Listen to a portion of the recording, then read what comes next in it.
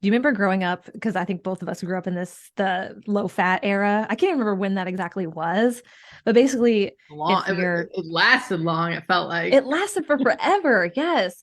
And so I don't know if you remember, there were a lot of low fat products that came out, whoever was trying to kind of shift the way we as Americans were eating. And they're like, oh, well, let's make everything low fat. So, of course, different manufacturers, companies jumped on board. They're making all these low fat chips and cookies and all these things.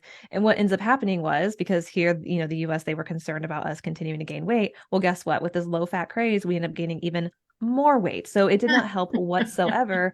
And we end up eating a lot of these processed foods that were, quote, low fat, but so it was a complete mess, a complete failure really on their part.